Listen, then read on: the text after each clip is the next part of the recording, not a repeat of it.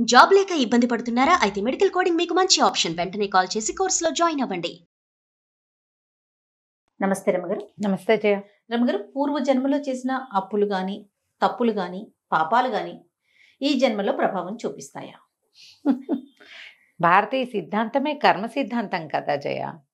అవును, మన సిద్ధాంతమే అది. ఈ జన్మలో ఏవో రకరకాల జీవితాలు జీవించి మరణించాక మనం మళ్ళీ పుడతాం. మనం ఎవరెవరికి ఏమేమి ఎక్కడెక్కడ ఎంతెంత ఎలా బాకీ పడ్డామో అవన్నీ వాళ్ళకి అదేవిధంగా అంతకంతా మనం తీర్చవలసిందే. తప్పకుండా తీర్చాలి, మామూలుగా కాదు, వడ్డీతో సహా తీర్చవలసే వస్తుంది.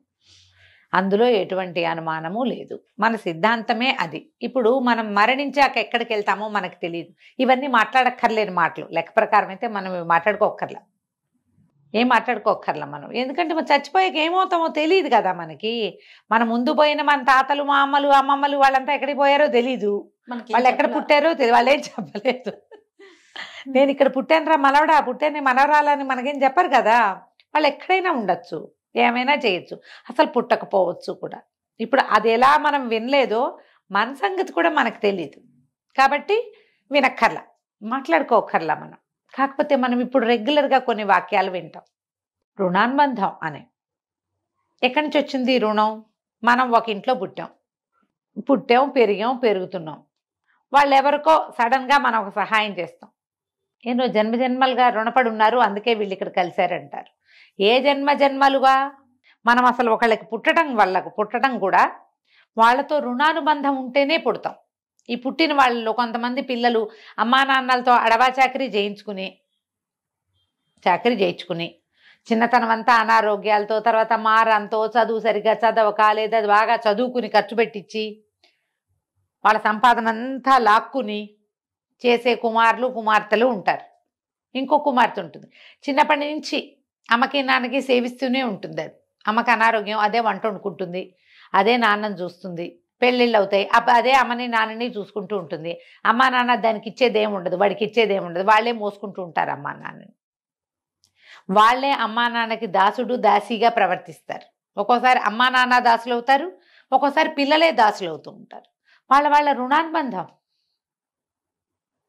ఒక కుమారుడు ఒకళ్ళ ఇంట్లో జన్మించాడు అంటే వాళ్ళిద్దరిలో ఏదో రుణం ఉండే పుట్టాడని మన సిద్ధాంతమే అది. బేసిక్ రూలు, ఇండియన్ రూల్, భారతీయ కర్మ సిద్ధాంతం అది. ఏదైనా పక్క వాళ్ళ దగ్గర నుంచి, వెనక వాళ్ళ దగ్గర నుంచి మనం అప్పులు తెచ్చుకుంటాం.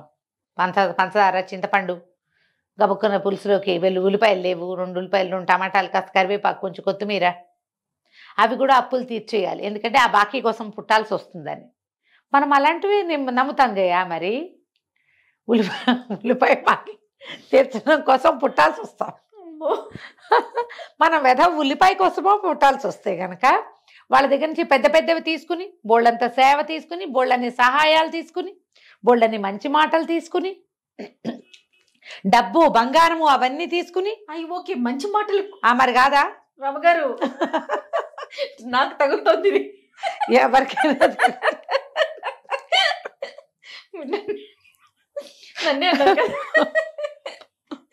కాదమ్మా, ఒట్టి పుణ్యానికి నీకెందుకు మంచి మాటలు చెప్పాలి నేను? నాకు చెప్పు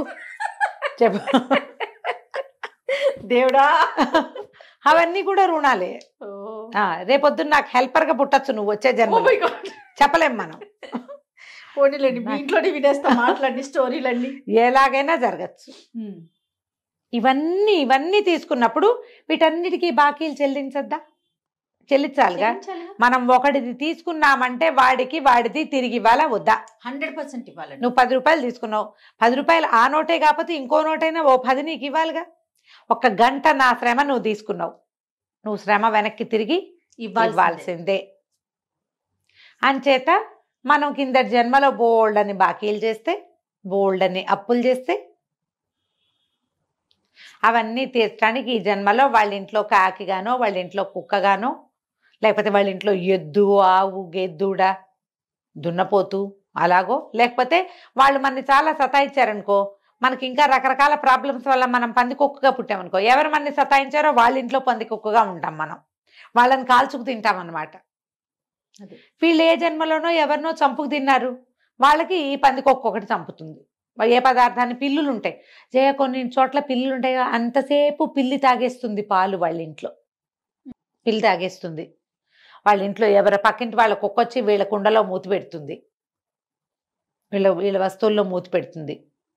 నిజంగా అలా జరుగుతాయి. ఒకప్పుడు ఎప్పుడో సంగతి చెప్తా. మూర్తి గారని మాకు బాగా మంచి ఫ్రెండ్స్. ఈ మధ్యకాలంలో మాకు కలవలేదు జయ.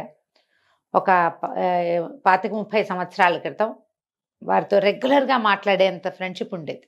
క్రమంగా కాలక్రమంగా మనుషులను సెపరేట్ అవుతాం, వాళ్ళు కూడా అవతలకి ఎక్కడికో వెళ్ళిపోయారు. వాళ్ళని మమ్మల్ని కలిపి ఉండే ఒక తీగ కట్ అయిపోయింది అనుకో, ఇక వెళ్ళిపోయింది. ఒకసారి ఒక సందర్భంలో ఆయన జ్యోతిష్యం అవి చెప్పేవారు, కథలు కూడా రాస్తారు, రాసేవారు. ఈ మధ్యకాలంలో ఎలా ఉన్నారో మరి, కథలు చాలా బాగుంటాయి. వాళ్ళ ఇంట్లో ఎప్పుడు పిల్లి తాగిపోతుంది పాలంటే, ఆ పిల్లికేం రుణపడారో ఉన్నారో రామాదేవి వాళ్ళు. ఏ జన్మలోనో వాళ్ళ గేదె నుంచో ఆవు నుంచో మేక నుంచో పాలు పిండేసుకుని ఉంటారు వీళ్ళు. అది ఇక్కడ ఈ పిల్లి రూపంలో వీళ్ళ పాలు, వీళ్ళకి ఆ పాలు పనికిరావు కదా, పిల్లి మూతి పెట్టిన పాలు వాడతామా, పారబోస్తారు, వృధా అయిపోతున్నాయి.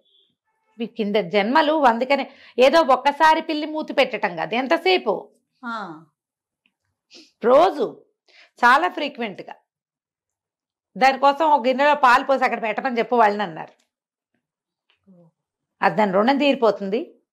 ఒక గిన్నెలో దానికోసం పెడితే చెప్పాలి వాళ్ళకి అని చెప్పారు. ఎంత గుర్తుందో, కనీసం 29-30. మా పెద్దబ్బాయి కూడా పుట్ల, అంత పాత సంగతి. ఆ మాట మర్చిపోలేదు నేను. ఆ రుణానుబంధం అనేది అసలు దాన్ని తీయలేము జయ మన జీవితాల్లో నుంచి. నువ్వు ఏది నమ్మద్దు. అసలు కర్మానుభవం లేదు, ఏమంటారు కర్మ సిద్ధాంతం లేదు, ఏమీ లేవంటావు. నువ్వు ఇష్టం ఏదో ఇష్టం, నీ ఇష్టం అది. కానీ నువ్వు దారైపోతూ రోడ్డు మీద పడ్డావు, ఎక్కడో పడిపోయావు ఢామని, ఎవరో తెలియదు. ఒక ముష్టివాడు వచ్చి నిన్ను లేవదీస్తాడు, అడుక్కునేవాడు. రోడ్డు మీద ఎవరో ఉంటారు కదా మరి ర్యాండమ్గా. వాడే ఏం చేస్తాడు, వాడి దగ్గర ఒక పాత డొక్కు సీసాలో ఉన్న నీళ్లు నీ మొహాన్ని చల్లుతాడు. నీ ఫోన్లో ఇంచే వాడు ఎవరికైనా ఫోన్ చేయొచ్చు, నువ్వు వెళ్తావు, ఇల్లు చేరిపోతావు. వీడెవరు? ఒక ర్యాండమ్ వ్యక్తి ఎవరో నీకెందుకు సహాయం చేశాడంటావు? దానికి ఒక కారణం చెప్పగలవా నువ్వు? మానవత్వం ఇలాంటివి చెప్తారు. మానవత్వంతో చేశాడు. మానవత్వం అయినా అక్కడ 15 మంది ఉంటే ఒకడే ఎందుకు చేశాడో నువ్వు నాకు చెప్పు. ఆ 15 మందిలో ఒకడే ఎందుకు చేస్తాడు నీకు? ఖచ్చితంగా రుణానుబంధమే. ఒప్పుకోవాలి కదా, ఒప్పుకోవాలి గారు. తప్పకుండా. మనం ఎక్కడికో బయలుదేరాం, బస్సులన్నీ మిస్ అయిపోయినాయి, బస్సులు లేవు, ఆటోలు లేవు, ఎవరో పోతుంటారు దారిలో. వాళ్ళు వచ్చి మనని బండెక్కించుకుంటారు. మన జీవితానికి టర్నింగ్ పాయింట్ అయిన ఒక ఎగ్జామ్ హాల్ దగ్గర మమ్మల్ని వాడు దింపుతాడు. నీకు ఇక్కడ ఏ అవకాశము లేదు. వాడెవడో ఒకడొచ్చాడు, వాడి పేరు తెలియదు, ఊరు తెలియదు, నీకేమీ తెలియదు. ఇలాంటి సంఘటనలు జీవితంలో ప్రతివాడికి ఏదో ఒకసారి ఎదురుపడవా జయ? ఖచ్చితంగా అవుతాయండి కదా. పోనీ నీకు అవ్వవు, నువ్వు నీ ఫ్రెండ్స్ దగ్గరైనా వింటావు. అంటే ఎవడో దింపాడు ఆ టైంకి, దేవుడిలాగా వచ్చాడు అంతే. మనం అయితే దేవుడు అంటాం, లేకపోతే వాడెవరో మనకి రుణపడి ఉన్నవాడు మన బాకీ అక్కడ తీర్చాడు. మన జీవితపు టర్నింగ్ పాయింట్లో మనని బట్టికెళ్ళి నించోబెట్టేస్తాడు వాడు. నేను ప్రతిసారి చెప్తా, నా జీవితపు టర్నింగ్ పాయింట్ సుమన్ టీవీ. నేను ఇక్కడికి ఎట్లా వచ్చాను? తర్వాత ఏం పెద్ద స్నేహం కొనసాగలా. ఈ టర్నింగ్ పాయింట్ మాత్రం విజయలక్ష్మి వల్ల వచ్చింది. రుణానుబంధం అమ్మా. తర్వాత ఏం సాగలేదు పెద్దగా, సాగింది అసలు కాదని నేను అంటల్లా. కానీ ఇక్కడ నా జీవితం కొనసాగినట్టుగా, నా జీవితానికి ఇంత అత్యద్భుతమైన టర్నింగ్ పాయింట్ వచ్చినట్టుగా అదంత వర్కౌట్ గాల, అయిపోయింది.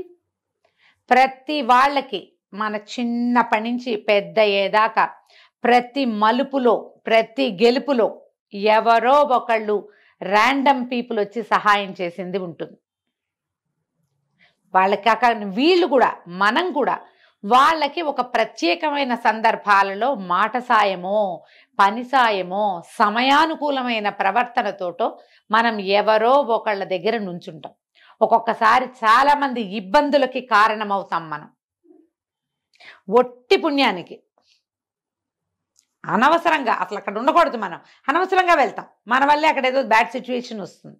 జరుగుతాయి అట్లా. ఇప్పుడు నేను నీకు చెప్పటల్లా అదేం జరిగిందో, కానీ ఎవరికి వాళ్ళకి తెలుసు కదా. అంతేగా. నాకు నా లోపల తెలుసు, నీకు నీ లోపల గుర్తొస్తుంది. విన్న ప్రతి వాళ్ళకి గుర్తు రావాలి కదా. మన వల్లే ఒక చెడుతుంది ఒకటి, మనమే అది చెడగొట్టడానికి కారణం అవుతాం. అబ్బే కాదని మేము అద్భుతమైన వాళ్ళం అంటే నువ్వు నాకు చెప్తావు, లోపల చెప్పుకోవద్దు, ఇక్కడ చెప్పాలిగా. మనకు తెలుసు సమాధానం. ఇది ఎందుకు అవుతుంది? అక్కడున్న రుణానుబంధం వల్లే జరుగుతుంది. మనం చెడగొట్టడానికి కారణం అవ్వచ్చు, కలవడానికి కారణం అవ్వచ్చు. వాళ్ళతో మనకున్న బాకీల వల్లే మనం అక్క చెల్లెళ్ళుగా, అన్నదమ్ములుగా పుడతాం, స్నేహితులుగా ప్రవర్తిస్తాం, ఇరుగు పొరుగు వాళ్ళుగా ఉంటాం, ఎక్కడో కలుస్తాం. ఒక రైలు ప్రయాణంలో కలిసి ఎవరి దారిన వాళ్ళు దిగిపోయినట్టుగా దిగిపోతాం, కానీ గ్యారంటీగా కలుస్తాం. వాళ్ళతో అంతే మన ప్రయాణం అయ్యి ఉండొచ్చు. రుణానుబంధాలే కొన్ని ఉంటాయి, మధ్యలో భలే కట్ అయిపోతాయి. ఎందుకు కట్ అయిపోయాయో అర్థం కాదు, కానీ మళ్ళీ కలుస్తారు వాళ్ళు. అవ రుణం తీర్లా వాళ్ళకి. ఈ గుంపు విడిపోయిన సమూహం మళ్ళా కొంతకాలానికి కలుస్తుంది. మళ్ళీ ఏదో ఒక ప్రయోజనం ఉంది జీవితంలో, ఇంకో మలుపులో మళ్ళా వీళ్ళతోటి వీళ్ళకి ఇంకా బాకీ తీరవలసింది ఉంది. ఇందులో మన వాళ్ళు చెప్తారు, రుణానుబంధ రూపేణ పశుపత్ని సుతాలయ అని. పశువులు, జంతువులు, కుక్కలు, పిల్లులు, నిజం, ఆవులు, మన ఇంట్లో ఉండే గొడ్డు గోద, ఇళ్లలో పెంచుకుంటాం. చిలకలు, పావురాళ్ళు, వాటిని పెంచుతారమ్మా. తాబేళ్లను పెంచేవాళ్ళు కనపడతారు. మన ఫ్రెండ్స్లో కూడా చాలా మంది ఉన్నారు తాబేళ్లను పెంచేవాళ్ళు. ఇవన్నీ రుణానుబంధమేనమ్మా. పత్ని, భార్యలు, అది కూడా. అయితే ఇప్పుడు భర్తలు లేరా అని అడుగుతారు. మనం భార్యలం అయితే వాళ్ళు భర్తలే కాదు మనకి, అది కూడా రుణమే కదా. సుత ఆలయ కూడా చెప్తారు. సంతానము, ప్రదేశాలు, మనం ఉండే ఇల్లు, ఆ ఇంటితో రుణం తీరిపోయింది మనకి. ఒక్కోసారి ఖచ్చితంగా ఇళ్ళతోటి రుణం తీరిపోతే, ఆ ఊరితో రుణం తీరిపోయిందని చెప్పుకోమా చెప్తాం. ఇళ్లతోటి కూడా ఒక ఇల్లు మన పుటక, మనం అక్కడే అక్షరాభ్యాసం చేసుకున్నాం, అక్కడే గుంట ఉన్నమాలు దిద్దాం, అక్కడే గోళికాయలు ఆడుకున్నాం. ఏదో ఒక దశలో దాని నుంచి బయటకు వచ్చేస్తాను జయ, ఖచ్చితంగా. ఎప్పుడో ఇక అసలు అదే ఉండదు, మళ్ళీ మన జీవితంలోకి అది రాదు. ఊళ్ళు మారుతారు, ఉద్యోగాలు మారేవాళ్ళు, ఊర్లు మారిపోయేవాళ్ళు, ఈ ఊరు నుంచి ఇంకో ఊరికి మైగ్రేట్ అయిన వాళ్ళు ఎంతమంది లేరమ్మా. అవును, ఆడపిల్లలందరూ పుట్టిళ్లలో వదిలిపెట్టి పరాయిళ్ళకి వెళ్ళిపోతారు కదా. కొంతమందికి మళ్ళీ మళ్ళీ మళ్ళీ మళ్ళీ పుట్టింటికి వెళ్ళి అక్కడే గడిపే అవకాశం కొన్ని జీవితాలకు లభిస్తుంది. అందరికీ అదృష్టం ఉంటుందా? ఉండదు. మనం చిన్నప్పుడు ఆడుకున్న ఇంట్లో నుంచి మన పెళ్ళి అయ్యాక అమ్మ నాన్న మన పెళ్లి కోసమే ఇళ్ళం వేసిన దాఖలాలు కూడా ఉంటాయిగా. రుణం తీరిపోయింది, మనకి తీరిపోయింది, వాళ్ళకి తీరిపోయింది. ఆ బాకీ ఇంకో చోట ఎక్కడో మొదలవుతుంది, ఇంకో ఇంటి దగ్గర ఉన్న జంతుజాలంతో స్టార్ట్ అవుతుంది. మేము ఒక ఫ్లాట్లో ఉన్నాం జయ, ఒక 10-14 ఏళ్ల క్రితం. యాక్చువల్గా ఒక కుక్క ఉండేది పక్కన, జానీ దాని పేరు. అది పక్క బిల్డింగ్లో వాళ్ళ కుక్క. అది ఎందుకు వచ్చి పడుకునేదో తెలియదు, మేమున్న బిల్డింగ్లోకి వచ్చి పడుకునేది. మా బిల్డింగ్ వాళ్ళ కుక్క కాదు, అది పక్క బిల్డింగ్కి. అయితే వచ్చి 2nd ఫ్లోర్లో ఉండేవాళ్ళం మేము. మా వాకిట్లో పడుకునేది. మా ఇంటికి వచ్చిన వాళ్ళ అని పరిగెత్తుకుంటూ పోయేవాళ్ళు. నల్లటి బొచ్చు కుక్కది. సరే, వాకిట్లో పడుకుంటోంది కదా, పిల్లలు ఒక రవ చిన్నవాళ్ళు. నాకు కూడా కొంచెం కుక్క ప్రీతి ఉన్నది, మా ఇంట్లో బాగా కుక్కలు ఉండేవి. కాకపోతే ఎత్తుకుని చంకలో పెట్టుకుని పక్కలో పడుకోబెట్టుకుని ఆ ముచ్చట కాదు. కుక్కకి అన్నం పెట్టే ప్రీతి పాత్రమైన ముచ్చటే నాకు. వాకిట్లో పాలు పోసేవాళ్ళం, అన్నం పెట్టేవాళ్ళం, అది తినేది. మార్నింగ్ వాక్ వెళ్ళినప్పుడు నా వెనకాల వచ్చేది. అది యోగా క్లాస్కి వెళ్ళేది నా ఇంట్లో ఉన్నప్పుడు. ప్రతిరోజు నా యోగా క్లాస్కి వచ్చి నాతో పాటు మళ్ళీ వెనక్కి వచ్చేది. అది తప్ప నేను ఏ ముద్దు దాని ఒంటి మీద చెయ్యేసి ఎరగని చేయ, నేను ముట్టుకునే ముద్దు కాదు, అది రోడ్ల మీద తిరుగుతుంది, అంత సరదా లేదు. కానీ అన్నం మాత్రం ఖచ్చితంగా పెట్టేవాళ్ళం, పాలు పోసేవాళ్ళం. అది మా వాకిట్లో కాలు తుడుచుకునే పట్ట మీద పడుకునేది, అక్కడే ఉండేది. దానికి విడిగా కార్నర్కి, లిఫ్ట్ కార్నర్కి ఏదైనా దుప్పటి వేసేవాళ్ళం. 3 ఏళ్ళు ఏమో ఉన్నాం మా ఇంట్లో. చలికి అక్కడ పడుకునేది. మేము ఇల్లు మారాక కొద్ది రోజులు మా వెనకాల తిరిగింది. ఇల్లు కొంచెం అవతలికి మారాం, కొంచెం అదే లైన్లో ఇంకాస్త ముందుకి వెళ్ళి ఎల్ షేప్లో తిరగాలన్నమాట. ఒక వారం రోజులు 10 రోజులు తిరిగి ఆ తర్వాత ఇంకా అది రావడం మానేసింది. కొంచెం పిల్లలు దాన్ని మిస్ అయ్యేవారు, జానీ కనపట్టలేదు అని. తర్వాత ఈ కుక్క, మేము అక్కడ ఉన్న 3 ఏళ్ళు మా ఇంట్లో అన్నం తింది పాలు తాగింది చేయాలి. మేము ఇల్లు మారిన కొద్ది రోజులకి దాన్ని ఈ కుక్కలు బండి వస్తుందిగా పట్టుకుపోయారు. అంతకుముందు ఆ బండి వచ్చినప్పుడు మేము దాచిపెట్టేసేవాళ్ళం. నిజంగా నేను చేసినంత చెప్తే సరిపోతుంది. బిల్డింగ్లోనే ఉంచేవాళ్ళం, లేవు మా దగ్గర ఏమని చెప్పేసి వాచ్మెన్ని పంపించి, వాచ్మెన్ కూడా బాగా చూసుకునేవాడు దాన్ని. ఆ 3 ఏళ్ళు మేము దానికి రుణం. అంతే. ఇలా జరగవా మీ జీవితాల్లో? ఆలోచించండి. ఇప్పుడు కుక్కని కావలించుకుని ఒళ్ళో పెట్టుకుని మంచాల మీద ఎక్కించుకుంటేనే ముద్దా కాదు, ఇది కూడా ముద్దే. మేము సాయంత్రం అయ్యేసరికి తెల్లవారంగానే అది కనపడకపోతే జానీ ఏది అని చూసేవాళ్ళు, పిల్లలు చూసేవాళ్ళు. మా ఇంటికి వచ్చిన పిల్లలు, మా అక్కయ్యల పిల్లలు వాళ్ళు కూడా 3-4 సార్లు చూసాక అది రాకపోతే, ఏది వాకిట్లో కుక్క ఉండాలి కదా పిన్నమా, ఏది అది అని అడిగేవి. ఇల్లు మారాక మాకు పోయింది, దానికి పోయింది, చివరికి అదే పోయింది పాపం. మనం చెప్పలేకపోతాం చూడు. అంతే కదా. ఇలా ఎన్ని కలుస్తాయో జీవితంలో, ఇవన్నీ బాకీలమ్మా. మనం కొత్తగా రుణపడకూడదు ఎవరి దగ్గర కూడా. ఎవరి దగ్గరైనా ఒక సహాయం తీసుకుంటే దాన్ని ఎహసాన్ ఫరామోషల్గా ప్రవర్తించకూడదు. ఖచ్చితంగా తీర్చుకోవాలి, ఏదో ఒక రూపంలో, ఏదో ఒక రూపంలో తీర్చాలి. అది వాళ్ళకి చెప్పాలి. సహాయం తీసుకుని తలకాయలు తిప్పేసి వెగటుగా మాట్లాడి చిన్నబుచ్చి చేయకూడదు. ఒకవేళ మీరు సహాయం తీసుకుని కూడా తీసుకోలేదని అబద్ధం ఆడారంటే వాళ్ళ ఇంట్లో ఇట్లా జంతువులుగా పుట్టాల్సి వస్తారు. శాస్త్రం మనకు అదే చెప్తుందమ్మా. అవ్వచ్చు, అవ్వకపోవచ్చు. ఆలోచించండి. మనం ఒకళ్ళ తీసుకుని ఇవ్వకపోవటం ఏమిటి అసలు? అంతే కదా, ఇవ్వకపోవటం ఏమిటి? వాళ్ళ తీసుకున్నాం, వాళ్ళ సహాయమో మాటో మంచో తీసుకున్నాం, తిరిగి ఇచ్చి ఖచ్చితంగా ఇవ్వాలి. లేకపోతే లావైపోతాం అనుకోండి, పోనీ కనీసం తీర్చకపోతే లావైపోతామని భావించినా అది కూడా మంచిదే కదా. ఎప్పుడు ఇలాంటి ఆలోచనతోటి ఉండాలి. మనకి భగవద్గీతలో చెప్తారు, రుణంతో ఎలాగూ పుడతాం. అసలు ఉపాసన కూడా సగంలో ఉండగా మనం మరణిస్తే మరుసటి జన్మలో అది మొదలవుతుంది. మళ్ళీ మొదలవుతుందంటే మరి నువ్వు వదిలేసిన బాకీ నీ వెంట పడదు, ఖచ్చితంగా అది పడుతుందిగా. ఇది వచ్చినప్పుడు అది రావాలి కదమ్మా, రావాలా? ఈ రుణానుబంధాలు అనేవి అక్షరాలా ఉంటాయమ్మా. కోడళ్ళు అల్లుళ్ళు కూడా అంతే. ఇప్పుడు ఒక ఇంటి కోడలుగా వెళ్ళావు, ఈ బాధ్యతలు నేను తీసుకోను అంటే నువ్వు ఇంకో బాధ్యత మోయాల్సి వస్తావు. నీకు సంబంధించింది, అవును, నీకు సంబంధించిన బాధ్యతే నువ్వు మోసావనుకుంటావు, నీ పిల్లలు నిన్ను మోస్తారు. నువ్వు నీ బాధ్యత మోయకపోతే నీ పిల్లలు నిన్ను మోయరు. ఇది సిస్టమ్ జయ, ఇలా వెళ్తుంది. శాపనార్థాలు పెడుతున్నాను అనుకోవద్దు నువ్వు. శాపనార్థాలు కాదు, ఇది అక్షరాల నిజం. నువ్వు ఏ ఇంట్లో కోడలిగా అడుగు పెట్టావో, ఏ బాధ్యత తీసుకోవటానికి వాళ్ళ ఇంటి పేరు తీసుకుంటావు, వాళ్ళ పిల్లల్ని నువ్వు పెంచుతావు, వాళ్ళ ఇంటి పేరే నీ పిల్లలకి వస్తుంది. రేపొద్దున వాళ్ళు పోతే అనకూడదు, అమ్మాయిలో ఏమిటో నువ్వే పట్టాలి. వాళ్ళు వెళ్ళిపోయాక వాళ్ళ ఆస్తి నీకే వస్తుంది. బాధ్యత నువ్వు తీసుకోవద్దు.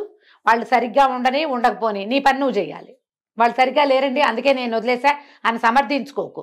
నువ్వు వదిలేస్తే నిన్ను వదిలేసేందుకు ఇంకోటి ఉంటాడు సిద్ధంగా. నువ్వు ఏ బాధ్యత తీసుకోలేదు, నీ పిల్లలకి బాధ్యత ఎట్లా వస్తుంది? రాదుగా. నువ్వు బాకీలు తీర్చుకోకపోతే మీ పిల్లలు బాకీలు తీర్చుకోరు. ఈ చైన్ నడుస్తూ ఉంటుంది. దీన్ని బ్రేక్ చేయాలి.